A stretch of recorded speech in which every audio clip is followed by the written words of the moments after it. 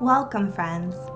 This rabbit hole is deep, and it's difficult to stomach. The next couple of sections of Kate Gosselin's book are all about the generational trauma that likely occurred in Kate Gosselin's own family of origin, and then it was passed down through her own family, specifically in regards to the interactions between herself and her children. It's unlikely that all of these horrible behaviors started with Kate Gosselin. Your son to a chair in order to prevent him from being wild. Your response to that claim? It's true. Why were you there? Because your dad said you shouldn't have been there. Everybody has their own agenda. You know, my mom had her own agenda. Bear away. I'm not dealing with it. I will teach him to get done with stuff. Your bear's going in the trash. Say goodbye to it. Yep. Kiss him goodbye. Because he can't go through the dryer anymore. Sorry. They just play together every morning. Kate, myself, and Maddie and Kara, we went to the mall. Honey, don't ramble. Like, say it in 5 seconds. Hello? John! John! John! John! John! John! You can't leave your kids behind! And no matter how much we may be disgusted, specifically by what Kate Gosselin has done to her son, Colin, we have to be honest with ourselves. She learned these behaviors from someone. Hoffman quotes Kate as saying, "I was very, very over-disciplined. John was very, very under-disciplined. So I imagine us finding a common ground then. It's hard." Hoffman starts off this chapter by reminding us about the different types of child abuse which are recognized legally and within the psychiatric system. He wants us to know that he believes it's been clearly documented that Kate participated in physical abuse and neglect of her children. Do you remember John and Kate plus 8? A couple of years ago, people noticed that one of the children was actually missing, and that missing child was Colin Gosselin. But he also wants us to know that he's spoken to 3 undisclosed sources very close to Kate Gosselin's family who have reported that Kate suffered extreme abuse as a child, including, but not limited to, SA by a family member. The reason he was sent away was dark. So in a new series, Colin breaks his silence about where he was for those 2 years he was missing. This certainly makes a lot of sense when we look at Kate's tendency towards narcissism in her own life. It's important to remember that this likely didn't start with Kate. And it turns out that his mother, Kate, sent him away to a mental institution because he had behavioral issues, though she did not specify what his exact issues were. Every time she was interviewed during the time that Colin was missing from the public, she remained very vague in her answers.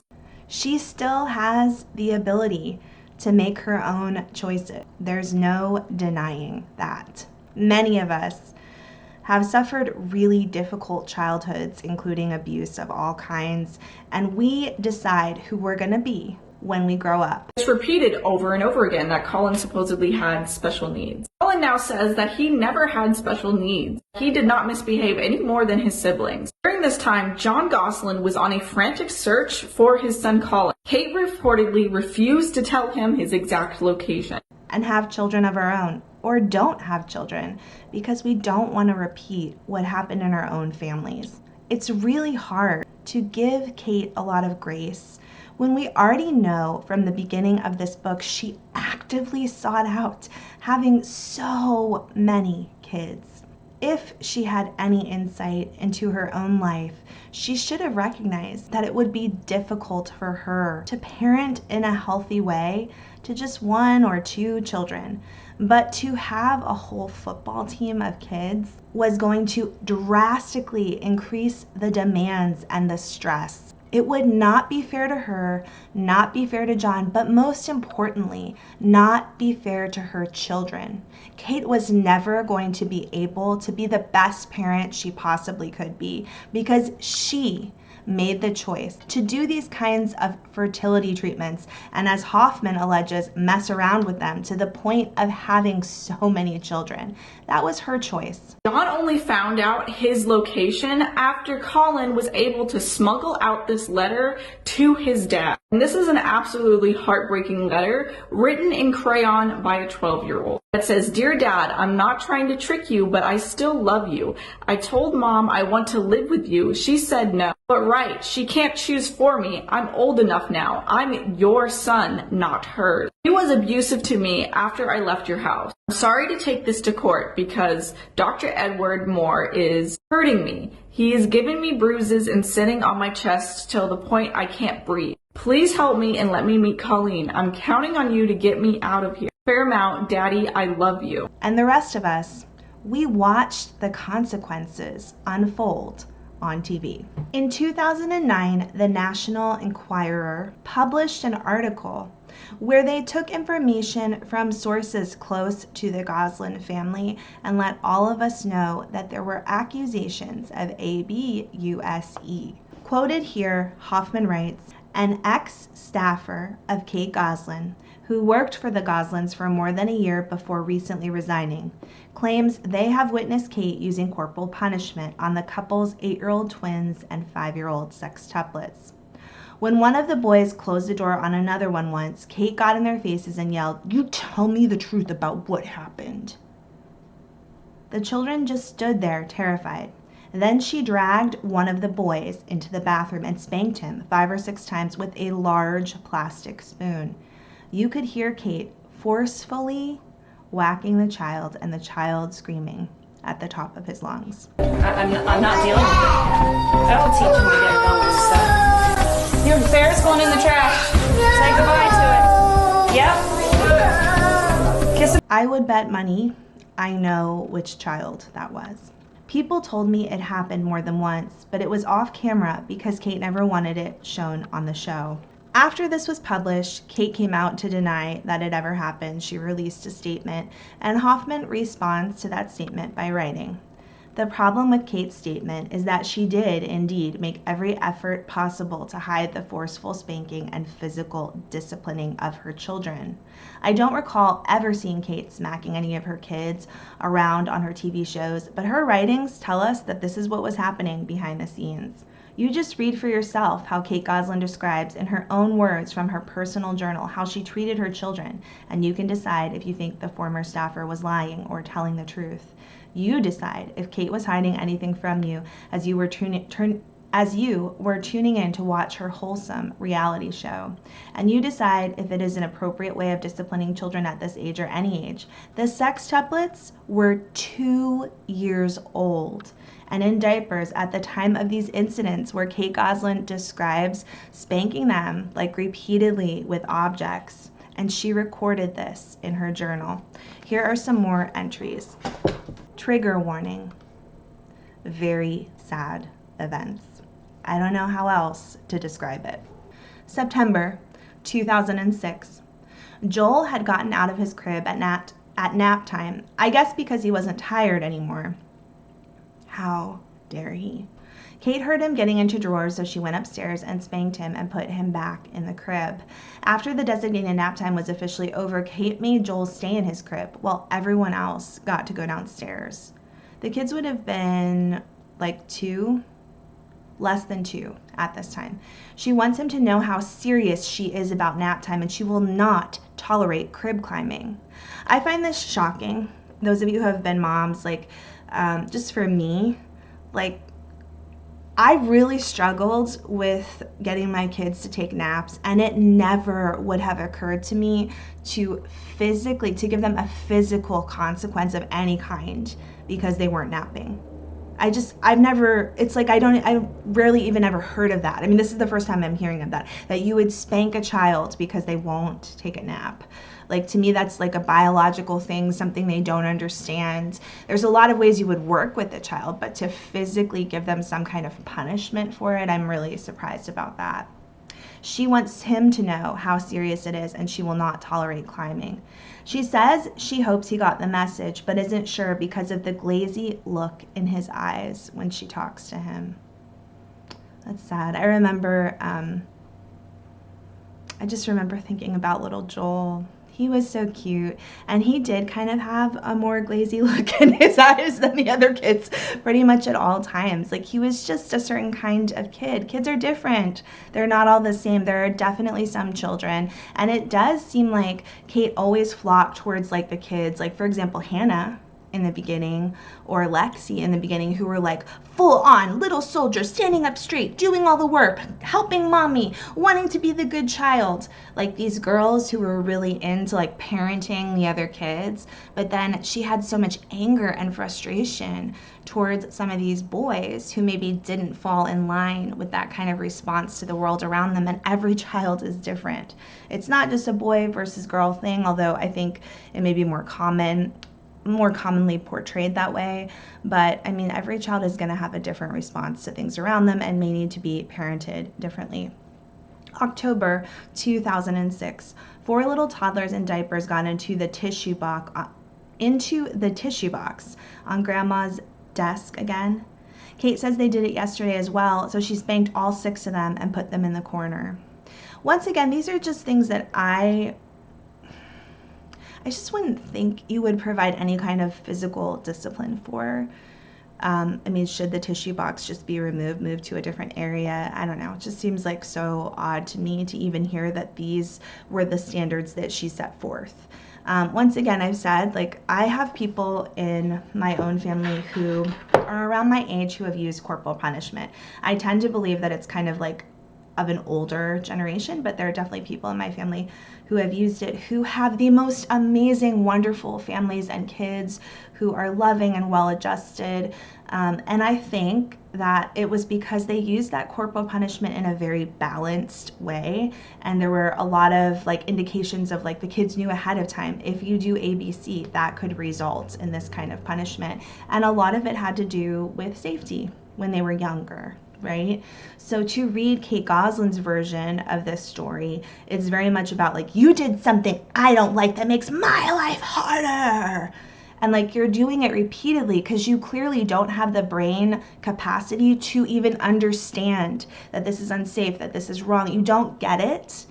And then you don't learn from me spanking you. So I just keep spanking you. And I act like I don't understand. And it's like, this is not the age range in which they are going to be able to follow these kinds of rules, especially when you have 6 of them. Because if you didn't have 6, then maybe you could be more focused on like literally following one child around and ensuring that everything around them was kept perfectly wonderful at all times, even though most of us with one child can't do that. But Kate, you chose to have a bunch of children. So isn't it on you that the tissue box is sitting out there and it looks like a fun toy, and the kids are probably all sitting around in their gymboree clothes, like perfect little angels. They don't have many toys available to them, so they pull out some tissues from the tissue box. Isn't that on you? You know, so it's really hard to hear what Kate believed warranted this kind of punishment. May 2007, Kate talks about Aiden's 5th day of potty training. This is so sad. So Aiden has an accident and he goes to the bathroom on the floor. Kate says that she screamed at the top of her lungs, and yes, she spanked him and made him clean it up. She writes, they are not dogs. And Kate felt that 5 days was more than enough time for a 2-year-old boy to become potty trained. That's insane. That's insane. That's so unfair and wrong. Like, Kate's expectations of the world around her are just insanity. There are a lot of quotes from Kate's journals that are just hard to stomach. And Hoffman puts them here. She writes things like, I spanked them so hard, exclamation point, exclamation point. I felt like I may have hurt this child. I grabbed him and spanked him as hard as I could. So it's just really over the top. She is losing control. So much so that she's writing about it in her journal. And we have to ask, like, if she's putting these things into her journal, what things are happening that are just too much for her to even write down? You know, it's really sad to think about. Oh, actually, Hoffman says it right here. He says, reading about this harsh reality, it begs the question, what were the things that even Kate Goslin knew better than to put into writing? Oh, so sad. And in this section, Hoffman just talks about how this kind of interaction, this kind of physical discipline, it just became the kids' normal. This is how they know the world around them. Now, Hoffman does question, like, was this apparent on the show? Even though it didn't happen on the show, he asks us, like, when we watch TLC's John and Kate Plus 8, there are a lot of issues between the kids, and Kate will say things like, they're always biting, hitting, pulling hair, slugging, wrestling. They even beat up on the girls. So she's talking about how annoying the boys are to her. And Hoffman says, like, I kind of wonder where these boys learned that kind of behavior, like all this really physical behavior. I mean, I would argue that some kids just have that. They seek out that kind of physical interaction with others. But I do think that the way that the parents, certain kids, especially kids who kind of, maybe Colin was one of those kids, they kind of repeat what they see around them, right? Some kids aren't like that. Some kids are more up here in their heads, but some kids physically repeat what they're seeing and what they're having happen to them. And I've seen that in my own life, to be really honest. I've told you guys I've never used corporal punishment. I don't feel comfortable with it, and I don't think it would work for my kids. But I have really lost my SHIT before with my kids. I've yelled at them. And most recently, when we went through the move, I definitely had some breakdowns where I would be like, why is this happening? Why are you acting this way? All I want you to do, to my poor daughter, you know, she's 10, so I had higher expectations. All I want you to do is, like, not play with. We had this major issue, which is just kind of silly looking back on it, where my daughter got really into, like, mixing potions in the shower. So she was using a lot of our shampoos and stuff and, like, mixing them together. She had been told several times not to do it. It would leave a huge mess. And I do remember one time that I was like, I just lost it after, when I walked into the bathroom afterwards and everything was a mess. I was like, you've been told so many times. I really lost it, okay? But what I remember the most about it is the next day when Jack did something inappropriate, I watched Aubrey use a lot of the same language I had used with her, and I did not like the way it looked. It was like, Jack, are you crazy? What's going on here? And I said to myself, oh my God, that's me yesterday, and I don't like it, and I don't want it. You know, and I really had to sit down with her and chat and look at my own behavior and try to change it. So this is like something that happens with kids and in families a lot. To be honest, it's not like Kate is alone in that, but when she's using this kind of like out of control, physical, hands-on punishment, it wouldn't surprise me if the kids are then using the same kind of reaction to people around them. The next section is called the discipline episode, and it's just all about an episode in season 3 where Kate kind of tells her audience that she's going to let them know how she disciplines the kids from a day in the life. And there's just a lot of like, go sit in time out. We don't touch people. We keep our hands to ourselves. These are the rules. So there's no physical interaction on the episode, and he's just letting us know, like, so this is not true. This is incorrect. This is lying and covering up what you actually do with the kids on a day-to-day basis. You're acting like you just use timeout. Go to the corner. You need to get into timeout, and that's not just what you do. Hoffman writes, having 3 young children of my own and having been around children for years at the kids' schools, I can tell you from experience that that would never happen. It is far more believable to think that in an earlier take, Colin yelled out, "Mommy spanks us," and the crew and parents quickly yelled, "Cut, cut, cut, take 2, take 3, take 4. Okay, so this is when he's talking about how they interview the kids and they ask them, like, what happens when you're bad? And there's only like certain kids that will appear like on the screen during the interview, and they'll be like, we go in the corner. And he's just arguing that like they probably had to cut out a child saying like, we get a spanking, you know? And Kate goes on in that episode to be like, when it gets really rough, I give my kids very stern looks, and they know. Yeah, they know you're going to beat them, like when you get alone again, I guess, is kind of what Hoffman is letting us know. The next section is all about the eyewitness accounts that bolster the reality that this was happening in the home. And it was happening so much that a lot of people knew about it. Okay, so this first account comes from PA reporting, September 2009. Okay, so Hoffman writes, my source told me about Kate's terrible temper and how she spanks the kids all the time for little things. When they don't listen to her just once, she would snap out and spank them. Kate would get crazy when the kids wouldn't pick up their toys and didn't give them a second chance, so she kicked a Lego building. This is also like really sick to me, is the idea that you gotta get back at these lazy, unscrupulous children, 2-year-olds with their pride and joy Lego building that they just built. If they didn't clean it up, I'll kick it and I'll show them. So the point being, like, there's some level of using corporal punishment in like a very consistent and standardized way. And then we have Kate Goslin here, who beyond corporal punishment is like literally seemingly getting off on being able to tell a 2-year-old, like, you think you're gonna get away with this? Wait until I destroy your prized possession. That is sick. That is wrong. That's someone who has like some psychological issues going on beyond being stressed as a mom. And she needs some help for sure, big time. There's actually a clip that I'm gonna show somewhere in this video, I don't know if it'll be now or earlier, where Kate threatens to throw away Colin's teddy bear. And it's really sad to hear and see some of that.